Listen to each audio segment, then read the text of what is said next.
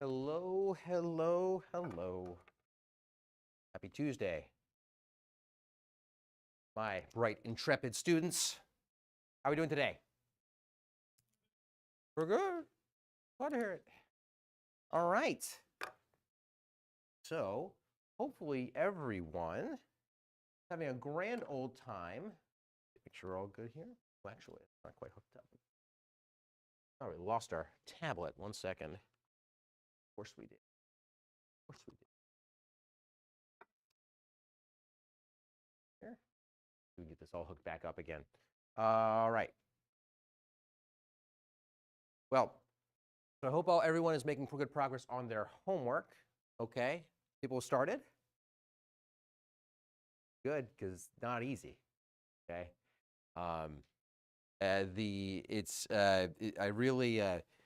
it's one where it's not just a matter of like, can you get your code to run?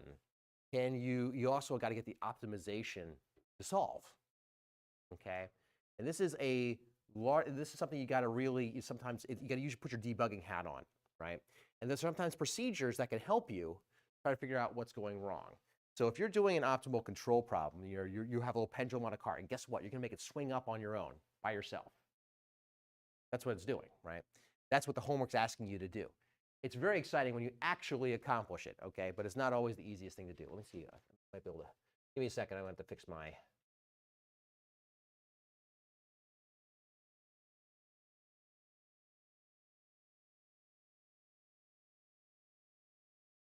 Oh, ho, ho, I think we fixed it. Yes, we did. Awesome. So, let's go. So, day 2026-04, the 7th, April 7th. So, it's a reminder. Your homework is due Friday on trajectory optimization. Question? You all right? We'll make sure. We'll make sure everyone's good. Homework 3. 14th. Sorry. Time has become a flat circle for me. Okay, you got 2 weeks, right? Okay, 14th. I apologize. I really apologize. I'm sorry. I didn't mean to scare you all like that. Okay, I did. That's what's on there is correct. Okay, what was written in text is correct. Okay, okay. But seriously, in all seriousness, get started on that assignment. It is not easy in the sense that just coding it up is not enough. Okay, through Friday the 14th. Okay, all right. So it's not an unlucky Friday. So it's auspicious. You're all right. Okay. So one thing you're going to find, especially when you're doing things like the trajectory optimization for like moving things side to side, that suddenly the initial guess might matter. So you might have to come up with a better initial guess. Okay. You also you don't want to just take for granted the fact that the code ran, that things are going okay. You recall you're going to have all of these. You're going to have all of these like lines of iterative optimizations going through down at the end. And you'll be like, oh, it's done. Well, did it say it's solved? Did it not say it's solved? Didn't say if it says it's not solved, well, why? It says it run out of iterations. Well, maybe you have to add more iterations, okay? Or maybe the simulation is wrong. Question. You know, it's not. You know, you're taking over the lecture today. You're good. No, I'm just kidding. No. Today's the 7th. I wrote the 7th. I added the 7. We're starting over. Hi, I'm Christian Hubicki. This is a class called Applied Optimal Control. This is lecture number 1. We're going to do optimization and control together. Good. You're all paying attention. Paul clap. Good job. Yeah. All right. All right. I was getting ready for a question about the debugging of the optimizations. So anyway, your optimization might say it's not working. Well, maybe add more iterations. Maybe it'll work then. Okay? But also your simulation could just be wrong. Okay? You want to make sure your simulation is right. The good news is that homework 1, you had to simulate this very system. Okay? It's possible that it's trying to solve an optimization problem that's incorrect. And that's why I can't solve it. Or it's entirely possible it says, great, it's solved, but you gave it the wrong problem. Okay? You gave it the wrong physics, it's giving you a nonsense solution, right? That's why it's really important to check the solution. Does it make physical sense? Why I teach you all about animation, right? That's why you ought to do animation in your very first, one of your first homeworks. That way, it's a good way to check, okay, as to whether or not, it's a good way to check if whether or not your actual simulation is correct, okay? Just repeating myself there, okay? Do Friday, and it is, that's going to be for,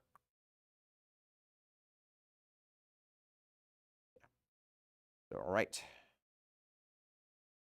In addition, we've got, I believe that's 4/17. I didn't write down the date. Is that Friday? No.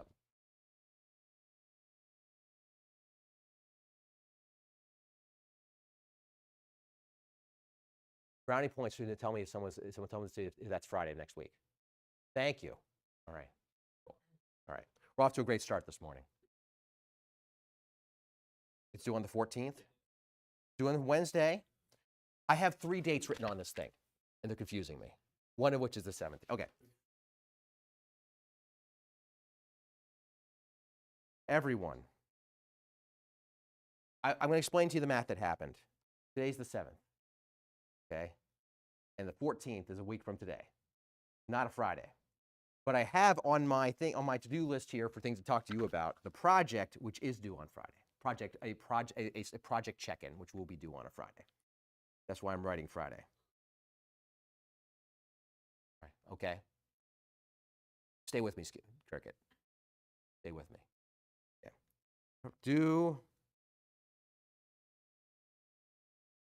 Nothing's working this morning, especially my brain. Due 4/14 is a Tuesday. Next week from today. Make sure you're on it, okay? Trajectory optimization.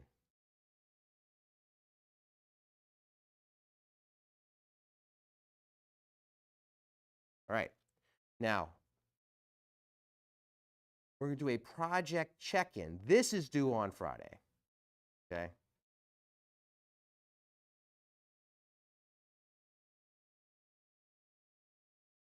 I'm writing it out. Okay. We're good. The dates line up. Okay. Next week.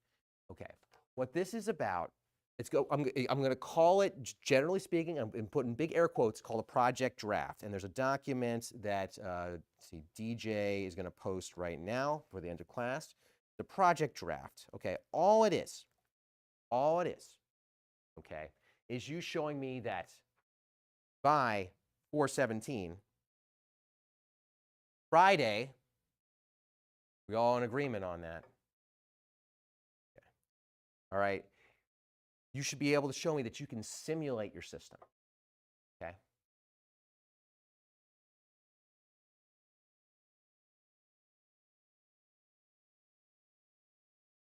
Okay.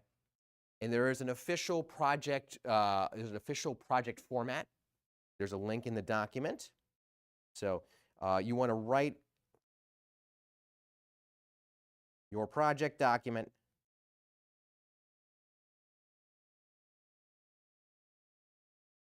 in the format provided.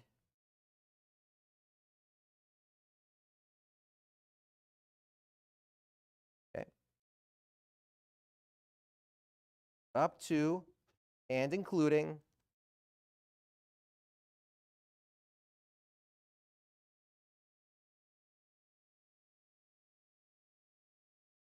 the simulation component. Gesundheit. That was the world's quietest sneeze. Okay. All right.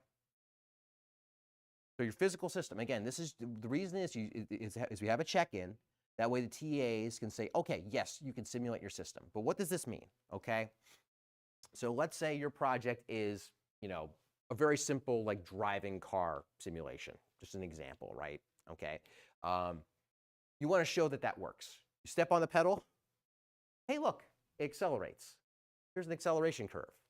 You're proving this to me and yourself that you can, in fact, simulate your system. You turn the wheel to the left. What should I expect it to do? Veer to the left. Turn to the right. Veer to the right. Okay? People skip this step, okay, all the time. And then they go to do a trajectory optimization, like in their homework, and they're like, oh, why is it not working? And it turns out your physics are wrong. Okay? You just got to demonstrate, okay? And it's also an opportunity for us to go, is that right? Is that right? And you should be asking yourselves, is that right? If you have a little, some people are talking to you about simulating a little submarine. Like, well, if you add buoyancy, it should float up. You take out buoyancy, it should float down. Okay? That kind of thing. All right? Right. And that is due Friday, 4/17. And we all agree, especially cricket. That is a Friday. Okay. All right. All right. So those are the two major things due that are coming up. Now for the final element of the class, okay? So in finals week, okay, again, there's no final exam for the class. There never was, okay? So what we need by the last day of finals, okay? That's like 5/1, May 1st, okay, at 5 p.m. It's the very last day. You have all finals week to do it, okay? I just need your final report in the format that's been sent out and a quick video, okay?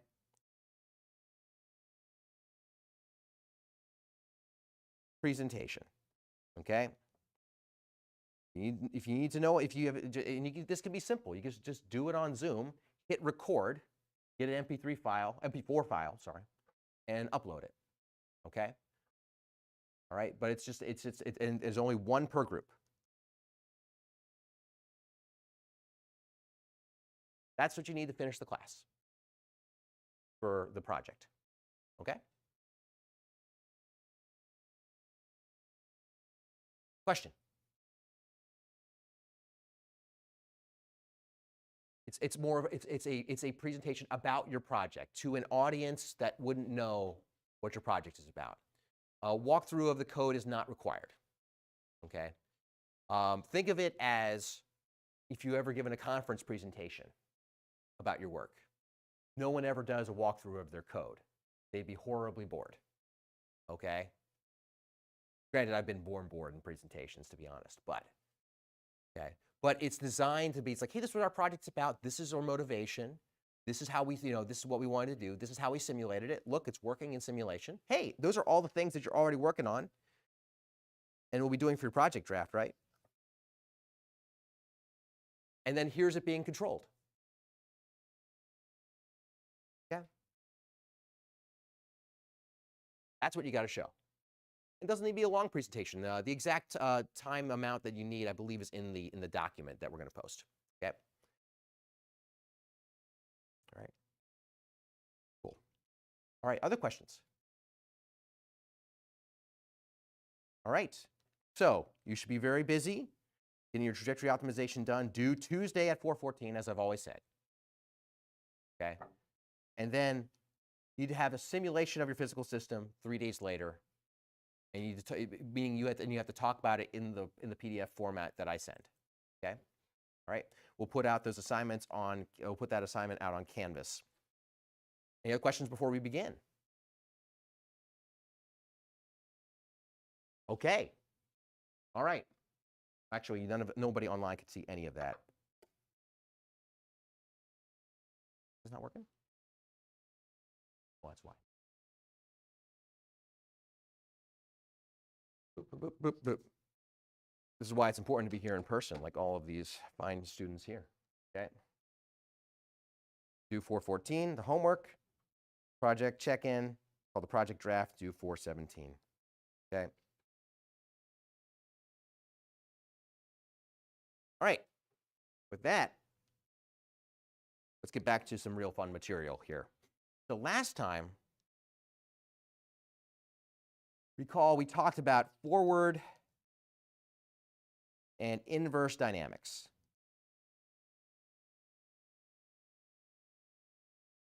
Okay.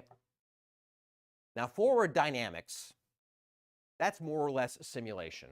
That I take forces and I put them on some physical object, and what comes out are accelerations. I put on a force, where does it move? How does it move? Okay? Okay? Otherwise called dynamics. All right? So forward dynamics, you have forces and torques. And you put them on a dynamical model, and out comes what? Your accelerations. Accelerations. Okay? Whereas inverse dynamics, or dynamics,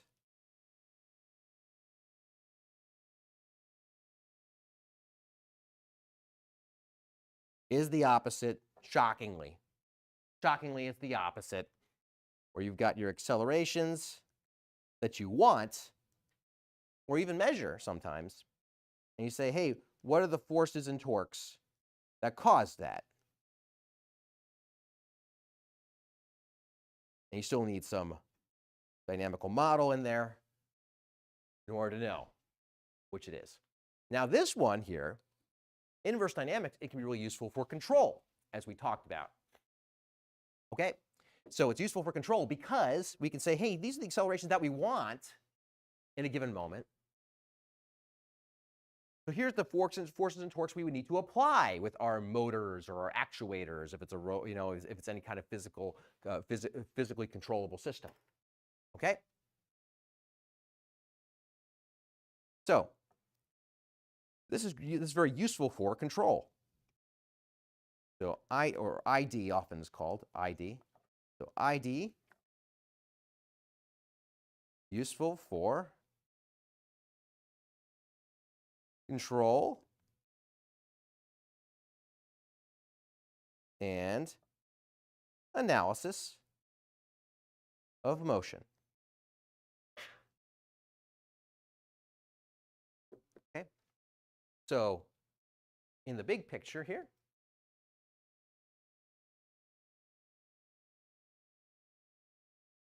all right, so if I'm walking around, okay, and let's say I'm in a motion capture setup, right? I'm in a motion capture volume, there are cameras all around, or these days there are people who have motion capture suits, including Dr. Higgins's lab right down the hall. They will just strap on a suit that you move around, and it'll just log all your motions, right? And it'll tell you how I'm moving, right? If I know how I'm accelerating via this suit, okay, and I know how much my body weighs and each of the lengths of my arms and the inertias involved, I have a dynamical model, okay? What can it tell me? Well, it can tell me that the amount of force I'm applying at my joints, by my muscles, and that's useful for medical purposes, right? Oh, how much are you exerting with this muscle versus that muscle? There's additional challenges with when you're doing it with muscles as opposed to motors, because there's something called the muscle redundancy problem. But that's the idea. I could say, oh, if I'm moving like this, well, these were the torques that I probably had to use to do that, right? That's forward or inverse dynamics, friends. Which one? Inverse. Inverse dynamics. So that's how inverse dynamics is used in a few of the scientific contexts. Thank you, DJ. I'll take that up here whenever you need a question. Yeah.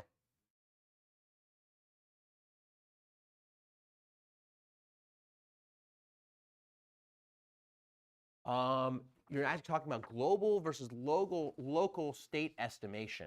I'm assuming what you mean is that a local state estimation might know, if you want to know the state of your body, okay, just proprioceptively, meaning, or just the body, but not just relative to itself, but not the world. Okay, global state estimation might be like, how far did I walk? Okay. The thing is, the suit itself is just more or less telling you the angles that you've moved. So imagine it's like a robot arm, okay? So you have a robot arm. It's got motors and joints and encoders that tell it the angles of the robot arm, right? Okay, you tell it to go to this angle it'll go to that angle and it'll measure the angle in order to do a feedback control to do it, right?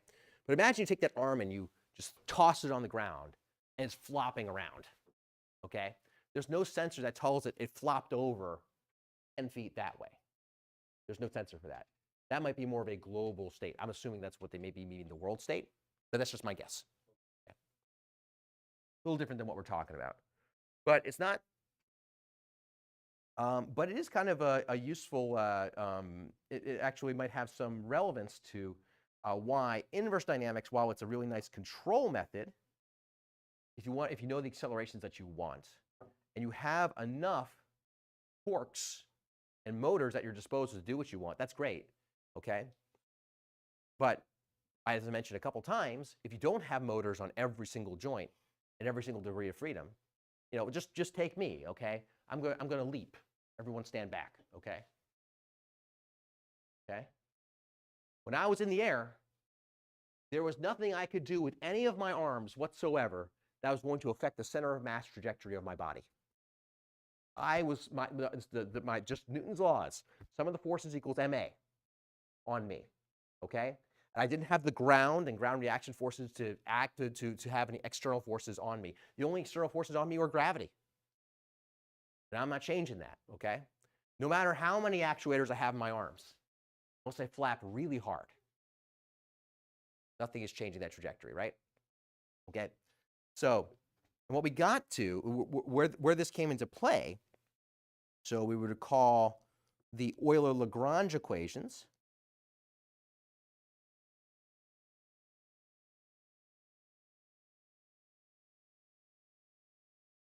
In manipulator form.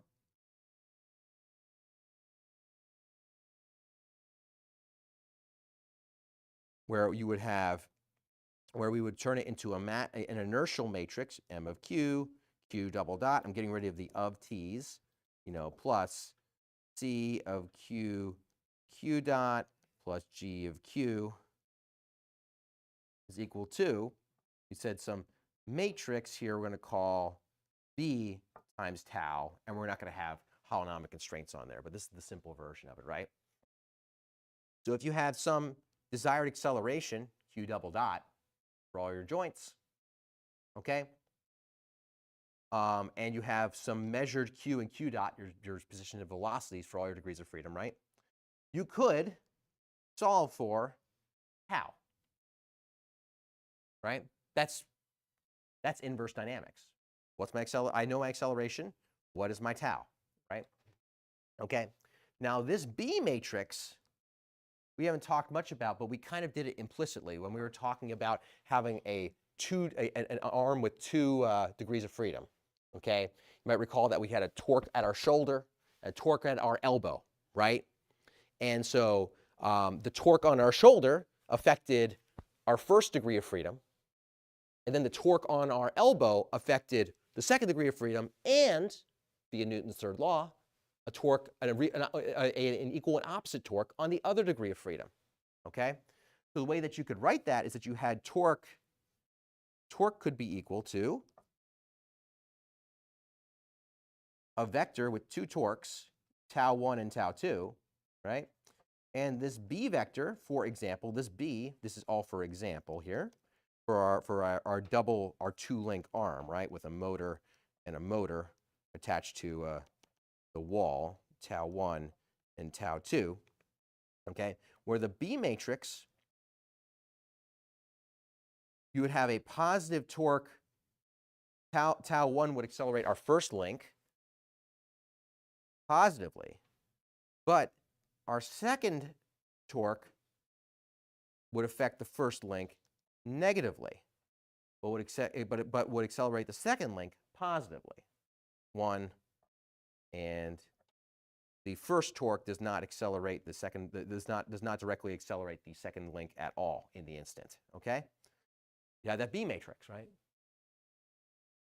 Okay.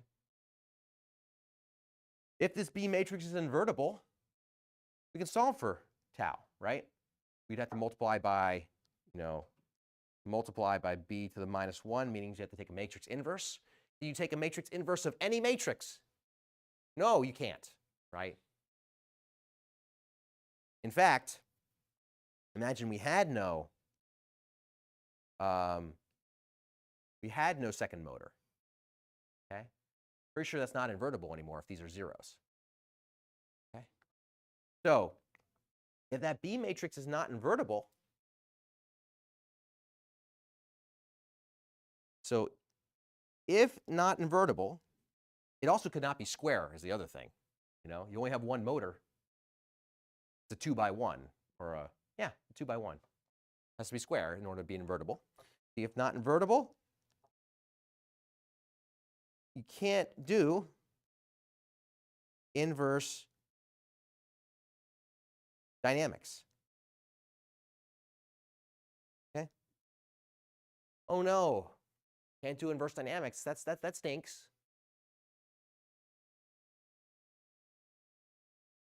So we give up. We go home. No, we never give up. We sometimes go home, Bill. Okay?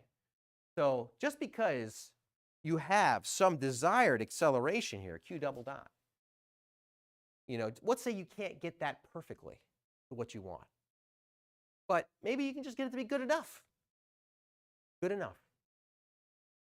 That'd be cool. Okay? So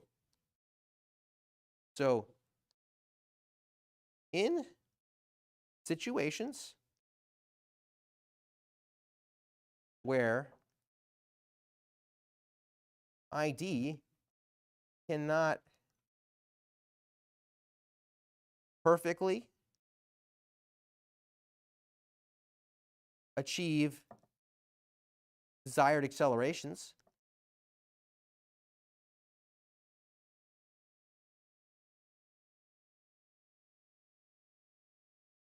we can instead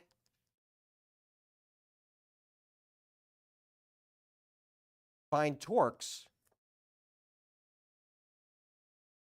that do the best they can.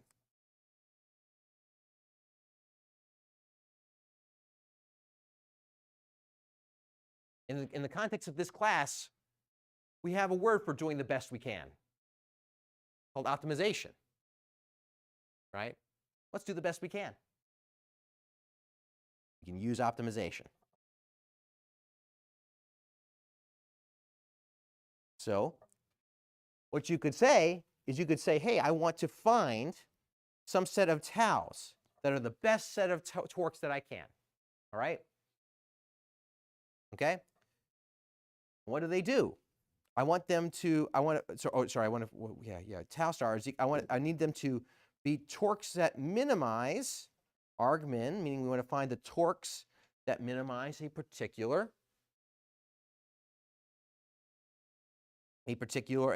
cost function.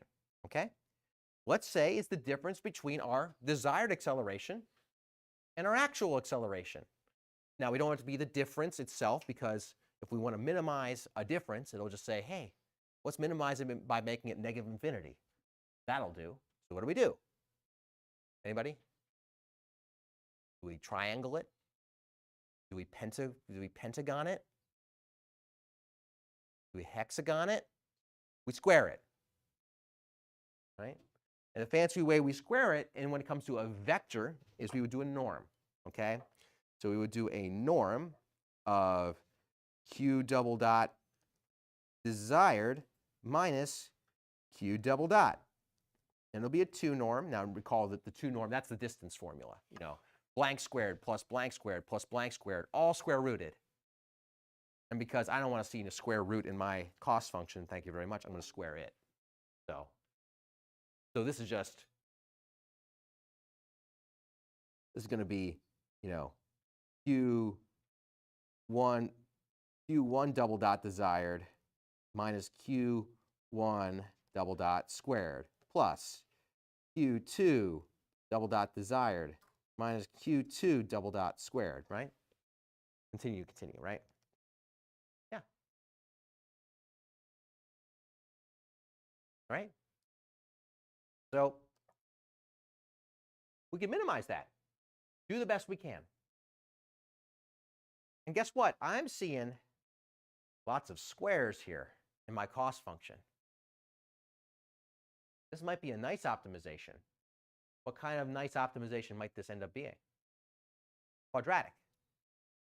A quadratic program. And I'll tell you right now, it's also a convex quadratic program where we're going to set this up. That's good. Why is that good?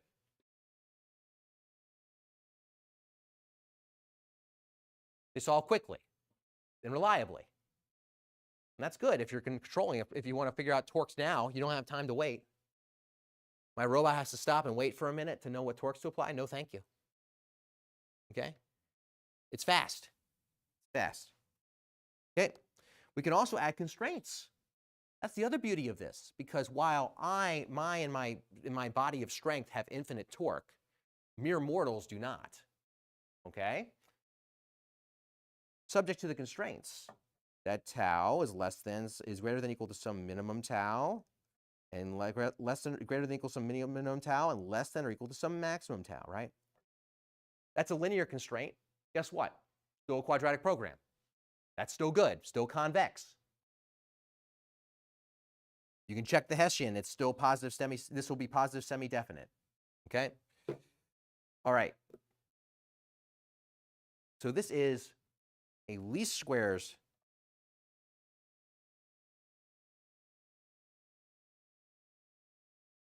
optimization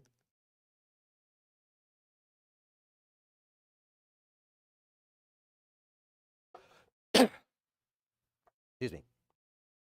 Least squares optimization on desired acceleration.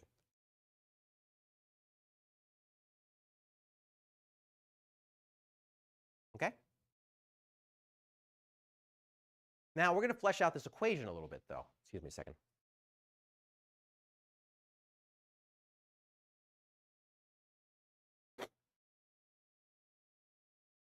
So what we can also do is we can make this more specific, because while Q double dot desired is something that we want, we choose that, us and us alone, okay?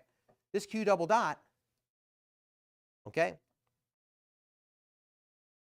is right here, okay? It's solved for Q double dot, okay? And it requires what? Moving everything to the other side, right? And then dividing by that matrix, or multiplying by the inverse of that matrix, right? Okay? Here's the thing.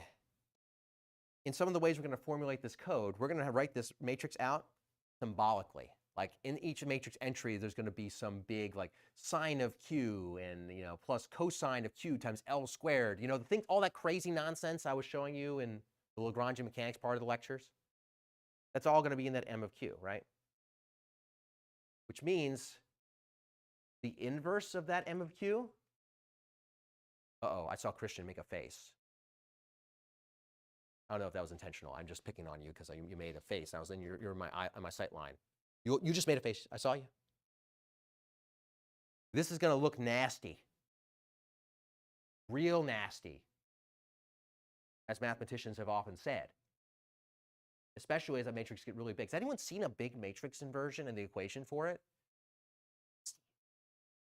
Okay? Well, friends, what if we didn't have to do a matrix inversion?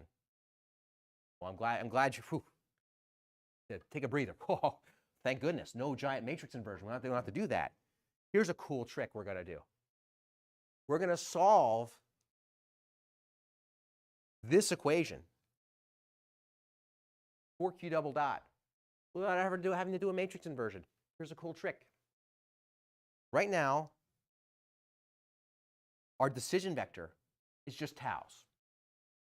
The torque, which makes sense. That's our decision. What torques do we want to apply to our system? They could be forces too, but torques and forces, right? What if instead we had in our decision vector W, we have our torques, but also, my friends, a bunch of Q double dot variables. This is just me showing that we have a vector of, I'll get rid of that. You can include it or not.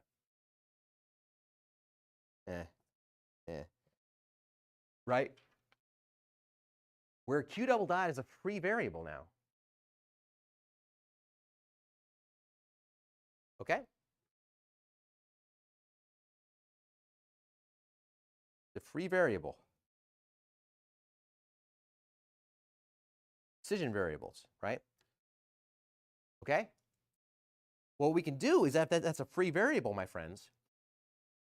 And I go back up to this equation up here. Once we plug in a value of q and q dot, that's where we are. That's how fast we're moving into all these things, right? This q double dot is going to be multiplied by those constants, okay? And this tau here is multiplied by these constants right here. As a result, this is a linear constraint, linear equality constraint.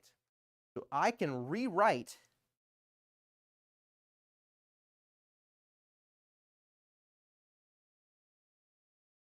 our inverse dynamics optimization as, I'll go on to the next page, W star equal to the argmin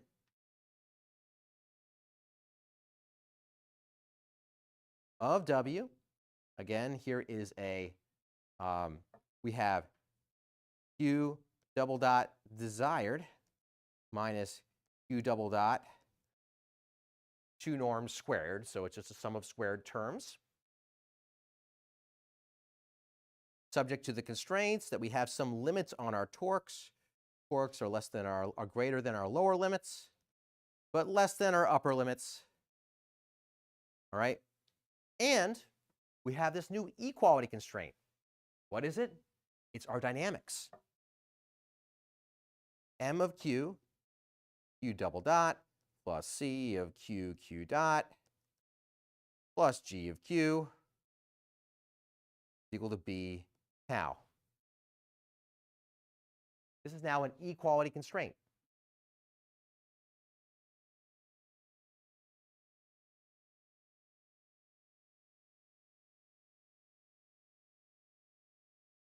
No inverse required.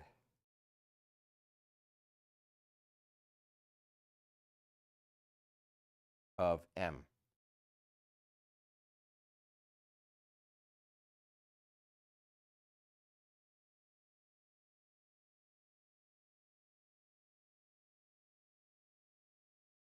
Isn't that clever? We added more decision variables to W, where W is now has Q double dot in it. And you're like, why do we have to add those decisions? That should just, this, if we know what the tau is, we should know by default we should be able to calculate what the accelerations are. This is dynamics, right? Well, we do, but we set it up as a constraint. So we never have to actually invert this matrix. Okay? Pretty clever? Okay. Question?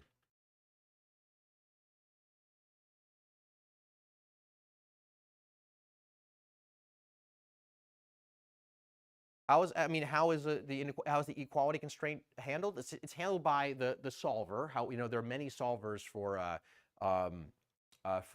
quadratic programs in this case. There are interior point solvers. Like they're handled differently from algorithm to algorithm. But at the end of the day, it will solve it. If it's possible to solve, it will solve it. Okay. Yes. Relatively quickly, it will solve it. Okay.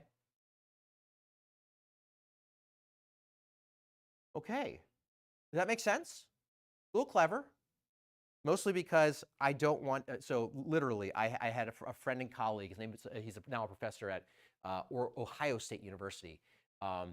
He computed this matrix, and I've talked about it before, that this matrix, if he had printed it out, he showed me the size of the file, and I computed it would cover 2 football fields if he printed it out on paper, right? He tried to have Mathematica invert that matrix. It never finished. Okay, right? All right, so right now we have this optimization that can run quickly. It's a QP, quadratic program. It's convex.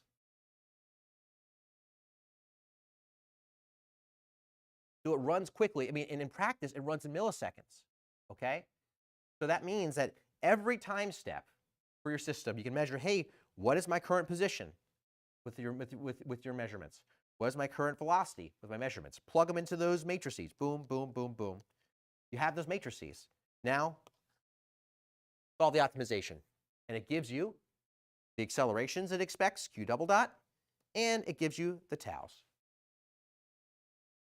You try those taus, those forces, you move your system a little bit, rinse and repeat. Okay? Now, again, who decides these q double dots? We do, right? But it can be onerous for us to decide these q double dots for every joint in our system. You know, and I work in humanoid robots. There's lots of joints, dozens of them. Okay? To individually design how those are going to move, that can be a lot. There are techniques, but ultimately, I don't really care how fast the wrist is flapping at me. Okay? I don't care. I don't want to make that decision. Okay? So what we like to do, we can define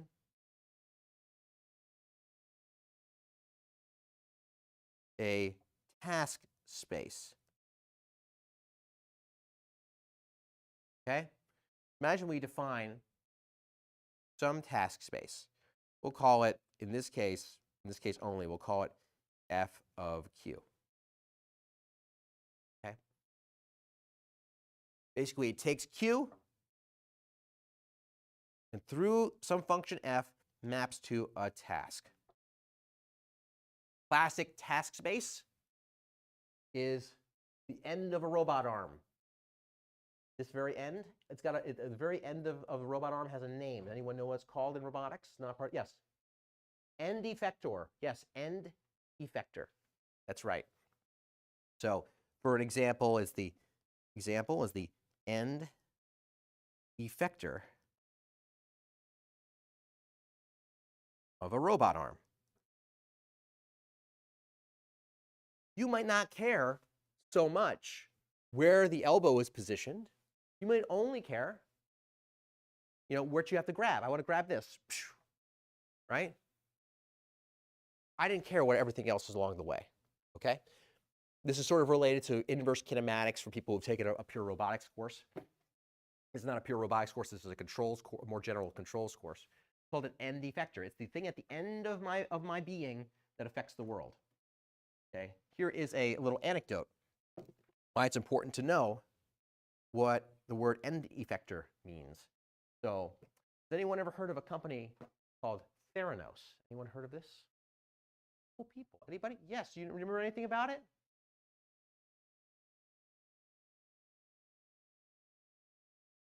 Yeah, it was associated. It was a blood testing company that, you know, ended up being a multi-billion-dollar fraud. Okay. There was a very like ambitious CEO, just dropped out of Stanford and had this idea to try to revolutionize blood testing in the medical field, because it's mostly dominated by a couple of major companies that really dominate the space. And the idea is like, and they're run on these giant like machines. If you ever go, my mom works in a chemistry lab at a hospital. It's these massive machines that you put in a blood sample and then just runs all these kinds of panels of analyses on it. And it was this CEO's idea to shrink it down and put it into a tiny box, okay? And like do these miniaturized blood testing centers, and you do them like on site, like at a Walgreens, okay? And these things were prototyped, and but the long story short of this company is that like the device never worked. It never got good results, and the only good results they ever got were like during like live demos with huge investors, where they would say, oh, put your take a prick of blood off your finger, as opposed to a vial of blood, to a prick of blood, put it in the machine. Oh, let's go out to lunch. And when they went out to lunch, scientists would run in, grab the sample, and then would test it by hand at a bench and put the results back in the machine. It's like, oh, this is what the machine said. So the CEO went to prison for 11 years, okay? Currently serving an 11-year prison sentence, all right? But what does it have to do with end effectors? Well, I'm glad you asked, okay? that some of the engineers, a lot of the company did not know what was going on behind the scenes. They were just trying to develop this device, this robotic device. And they were giving presentations about this little robotic device that was inside this little box that was supposed to be picking up this blood sample, moving it around. What is it called? The end effector.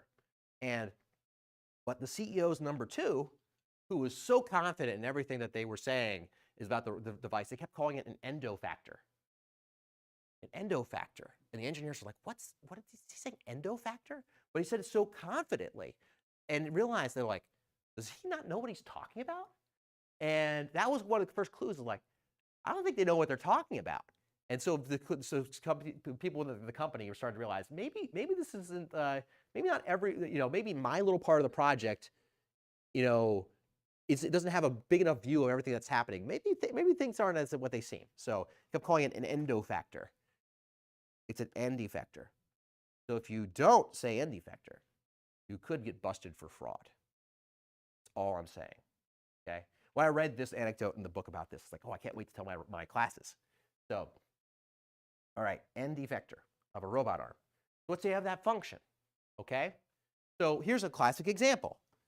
Here's our robot arm. Let's say here are two angles. Here's angle 1, theta 1, and here's angle 2, theta 2. Let's just assume that the lengths of this robot are the same. And there's our end effector. That number 2 of the CEO is also in the prison for, I think, even longer. His lawyers weren't as good as hers. See? All right. End effector. Okay? So if we want to do a function where we say, hey, we want to know what the x and y position in plane of the end effector are relative to those angles. Well, we could do the trigonometry. Okay, let's see if I can just do the trigonometry in my head. X is going to be equal to L sine of theta 1 plus L sine of theta 1 plus theta 2. I'm pretty sure that's right. And because we're fighting from the vertical, that's why I'm using sine to go in that direction.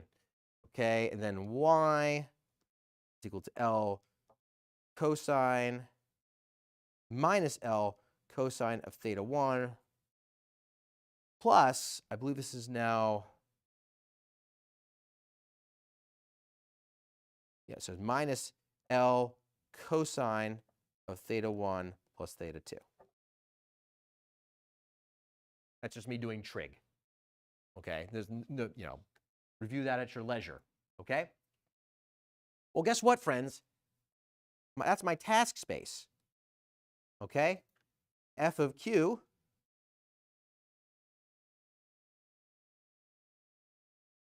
is equal to x and y, as defined by that, right? Okay. That's what I really care about. And actually, wouldn't it be great? Wouldn't it be nice if I could just, instead of defining accelerations of these joints here, I could say, you know what? I want it to accelerate that way. That way.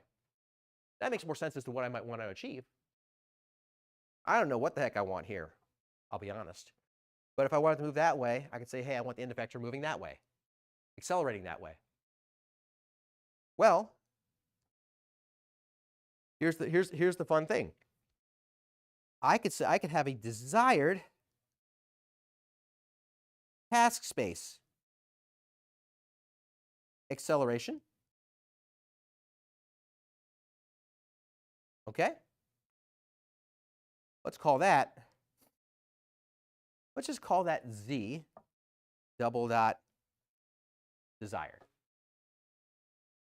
That's in task space, in this case, the end effector, right? But I want to compare it to our actual task space acceleration. Here's our actual task space acceleration.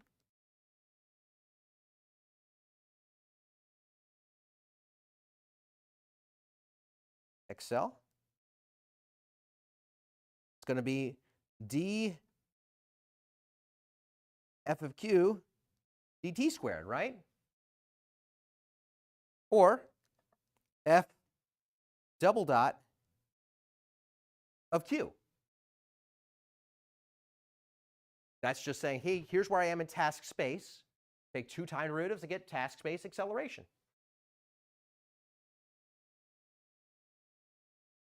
There's a cool way to break this down. There's a cool way to break this down in a way that's a little bit more understandable. If you take just the first time derivative of f of q, that's equal to d dt of f of q, okay? But via the chain rule, you can also write this as partial f of q, partial q, partial q, partial t. And since t is just a scalar, this is the same as saying dq dt, otherwise known as what, friends? It's dq dt. If I were to write it with just a simple, velocity, or q dot, right? And here we have partial f, a vector, partial q, also a vector.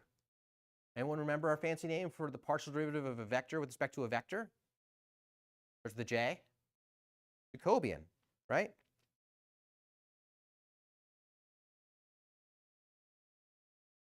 Okay?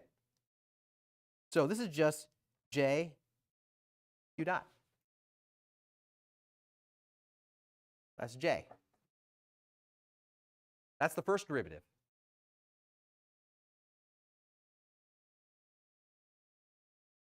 That's the first derivative of f dot of q, as you can see right there. Sorry, a little sinus drip. All right, right? Let's go f double dot. So f double dot of q is going to be equal to the d dt of j q dot, right? Well, let's use the product rule. The derivative of j times q dot plus j q double dot, right?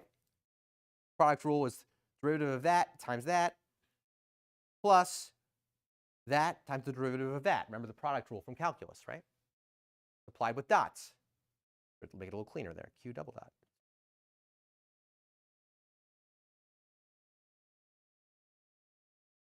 So right there, this j, to be clear, is partial f, partial q.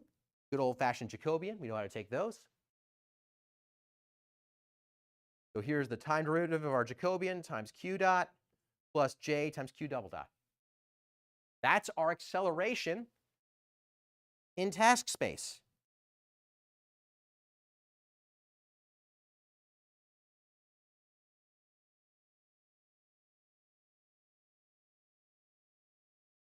Okay? It looks like that.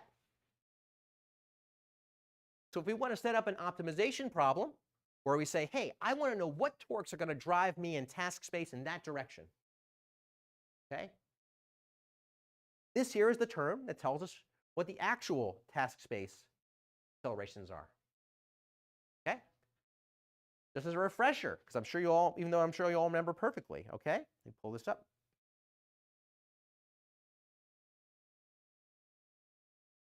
Here is our robot digit. This is what we do with digit. We say we want to have the center of mass start accelerating upwards. Give it a second here. Hopefully it'll go. There we go. Want the arms out. Body up, please. Okay. We commanded the body acceleration to go up. What do we need?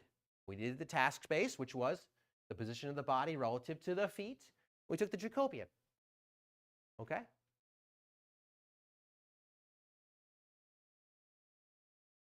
All right? No, I don't want to get started. Yeah, thank you. All right. Here's the other thing. This term here, where is it? J dot is often pretty small. Sometimes people just ignore it. Sometimes. do it at your own risk. But because it becomes a larger term, it's the time derivative of a big Jacobian. Sometimes people just ignore that term, and this whole term goes away. Do so at your own risk, depending upon your application. Just be aware if for some reason that term gets nasty, you can just use these, and you'll probably get away with it for a lot of physical applications. Okay, so we now have an acceleration in task space, and so let's write out this new optimization, where W star equal to the argmin of W, and we're going to have some task space acceleration desired. We'll call it Z double dot desired, minus we'll call it Z double dot, that's the task space acceleration, 2 norm squared, subject to the constraint that all of your taus are within your limits, tau min and tau max. Okay, and you have your physics, your dynamics. So that's going to be your m of q times q double dot plus c of q dot plus g of q is equal to b tau, where you'll recall that w is going to be all of your torques, and it's going to be all your q double dots, okay, transposed for a column vector. Okay? So this task space control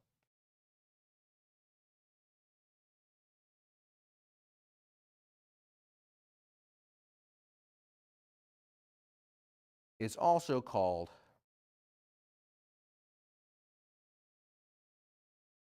operational space control, or OSC.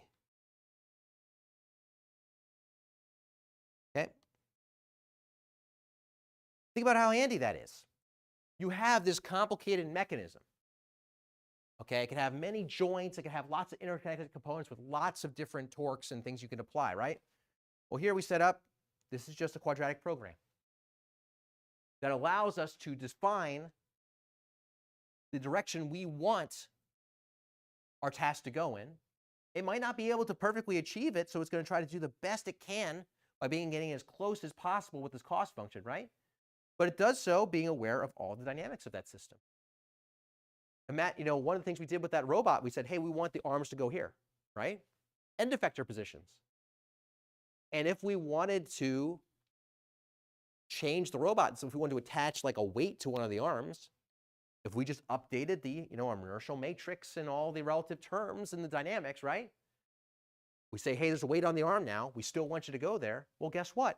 It's still going to do its best to get there. Fascinating. Okay? If you're working in specifically the humanoid robotics business, and this goes for way beyond just, this approach is way beyond just robots or humanoid robots, they'll just call this whole body control. Okay? This is a way of just controlling the whole body to do the things you want it to do. Keep the center of the body here, put the arms there, move your leg there, move your other leg there, et cetera, et cetera. Okay?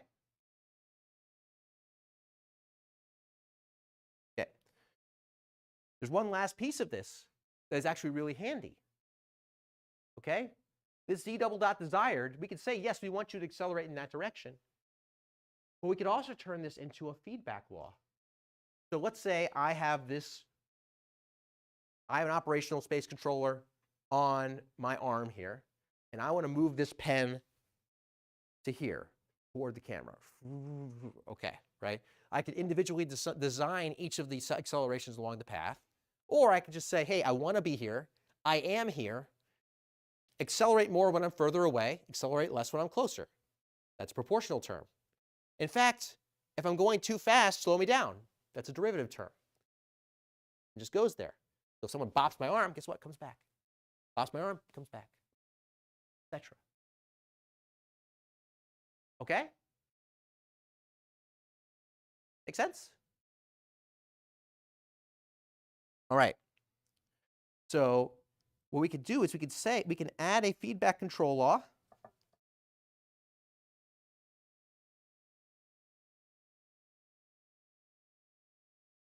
in task space.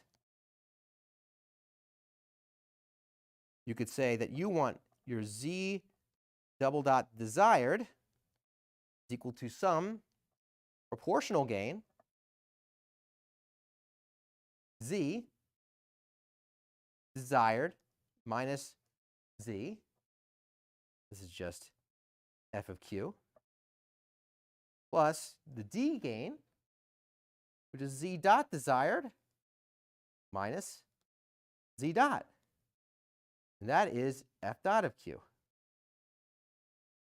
which you will recall is, let's scroll up. Where did I write that thing? JQ dot. Okay. That's z double dot desired. And z double dot, we know that's equal to j dot q dot plus jq double dot.